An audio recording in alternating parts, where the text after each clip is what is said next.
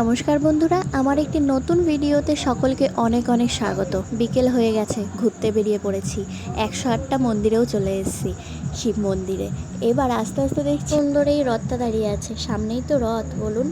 এই বলতে বলতে ঢুকে পড়লাম শিব মন্দিরে। 108টা শিব মন্দির, কী অপরূপ দৃশ্য।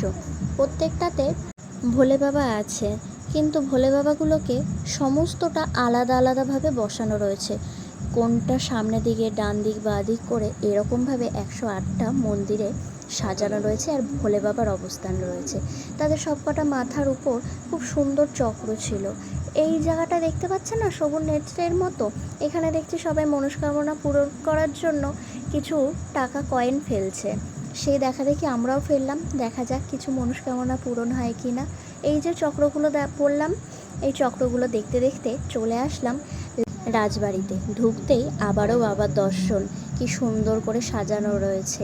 এই মন্দিরটা দেখলেন না, ওখানে রাধা মাধব অবস্থান করছে। আপনাদেরকে সব দেখাবো, চলুন আস্তে আস্তে।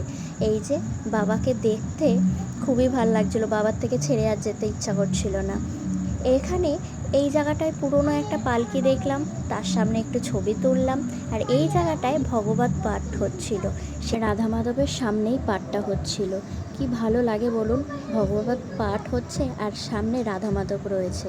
এই সাইডটা আসতে দেখলাম কতই না পুরনো ইতিহাস এইখানে লুকিয়ে রয়েছে প্রত্যেকটা দেওয়ালে। সেইগুলোরই একটু ক্যামেরা বন্দি করে নিলাম। লালজির মন্দির। এবার চলে এসেছি তেঁতুলতলা মন্দির, নতুন একটা স্পট। নমস্কার দিয়ে ঢুকে পড়লাম, আর এই মাসিটাই আমাদেরকে সমস্ত কিছু ঘুরে ঘুরে দেখাচ্ছে। মাসির বিয়ে হওয়া, বড় হওয়া সব এইখানেই তো, সমস্ত কিছু মাসি জানে।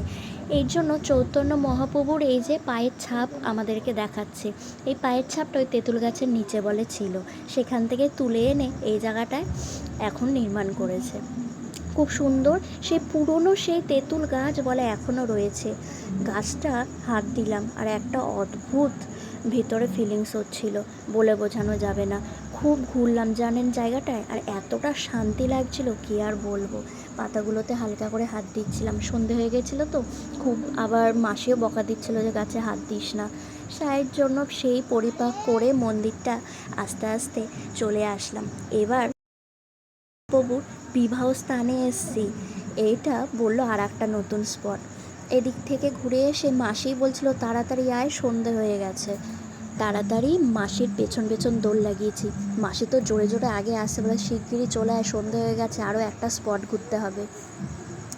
এই যে বলছে এই স্থানেই বলে বিয়ে হয়েছিল।